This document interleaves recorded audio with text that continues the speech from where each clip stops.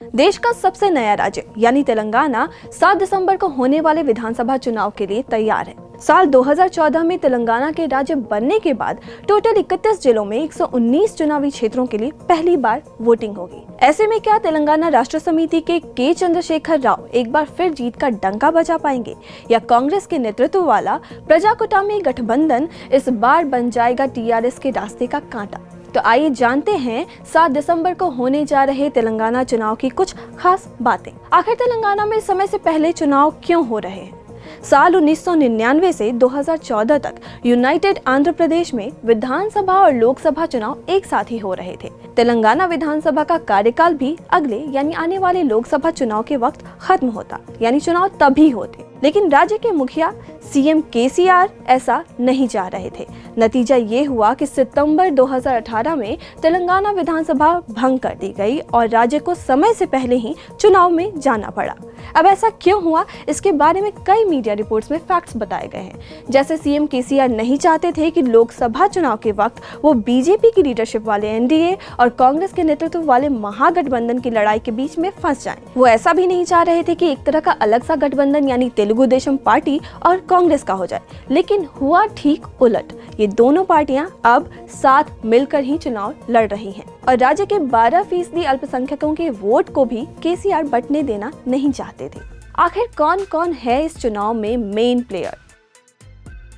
तेलंगाना के पहले मुख्यमंत्री केसीआर एक बार फिर ये पद संभालने के लिए बेताब दिख रहे हैं और चुनाव में दमखम दिखा रहे हैं। तेलंगाना के राज्य बनने के बाद टीआरएस सबसे बड़ी पार्टी के तौर पर उभरी थी। केसीआर को एक मंझे हुए नेता के तौर पर देखा जाता है। राज्य में सभी वर्गों को लुभाने के लिए टीआरएस ने कई तरह के स्कीम और वेलफेयर प्रोग्राम भी शुरू की हैं। लेकिन सत्ता विरोधी लहर तो दिख रही है जिससे पार्टी के लिए मुश्किल खड़ी हो सकती है।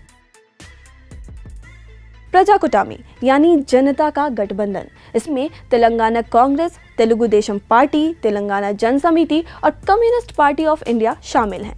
आंध्र प्रदेश कैबिनेट के मंत्री उत्तम कुमार रेड्डी ने कांग्रेस के लिए जमकर प्रचार किया है, लेकिन इस गठबंधन ने अब तक मुख्यमंत्री पद के लिए कोई उम्मीदवार घोषित नहीं किया है। तेलंगाना जन समिति के प्रोफेसर कोदंडराम को इस गठबंधन को रूप देने का क्रेडिट दिया जाता है। अगर गठबंधन चुनाव में कामयाब रहा तो वो अहम पद संभाल सकते हैं। बीजेपी राज्य में पिछले कुछ साल से सुर्खियों में तो है, लेकिन अब भी मजबूत स्थिति में नहीं दिखती। क्या क्या मुद्दे हैं जो इस चुनाव पर असर डालेंगे? किसानों की दिक्कत। केसीआर सरकार की कई वेलफेयर स्कीम्स के बावजूद भी किसान खुशहाल तो बिल्कुल नहीं कहे जा सकते। दूसरे राज्यों की ही तरह यहाँ भी अस्थिर दाम और फसलों की कीमत में तेज गिरावट जैसे कई मुद्दे हैं जो किसानों को तंग करने के लिए काफ़ी हैं। दूसरा मुद्दा है सिंचाई के लिए लगाए गए इरिगेशन प्रोजेक्ट्स का। सिंचाई के लिए कई बड़े इरिगेशन प्रोजेक्ट्स लगाए गए जिनका पॉजिटिव असर तो किसानों पर हुआ, लेकिन भूमि अधिग्रहण और सही मुआवजे की तकलीफें भी ये प्रोजेक्ट्स किसानों के कंधे पर छोड़ गए हैं। रोजगार का मुद्दा राज्य में सबसे बड़ा मुद्दा कहा जा सकता है। देश भर की तुलना करें तो तेलंगाना इस वक्त बेरोजगारी से जूझते सबसे बड़े राज्यों में से एक है। एक रिपोर्ट के मुताबिक राज्य के 20 से 24 साल के लगभग 39% युवा बेरोजगार हैं। और इसके बाद हाल ही में हुए जाति आधारित हमलों ने राज्य में एक तरह का गुस्सा पैदा किया है। जाति की जंग में हुई प्रणय की हत्या का केस तो आपको याद ही होगा।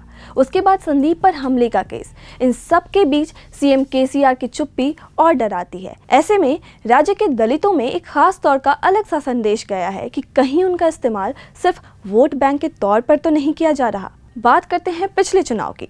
2014 में कैसे हुई थी तेलंगाना में वोटिंग? इस वक्त तक तेलंगाना आंध्र प्रदेश का ही हिस्सा था। 119 सीटों में से 63 सीट के साथ टीआरएस सबसे बड़ी पार्टी बनकर उभरी थी। कांग्रेस ने उस चुनाव में 21 सीटें जीती थी और टीडीपी के पास महज 15 सीटें थी।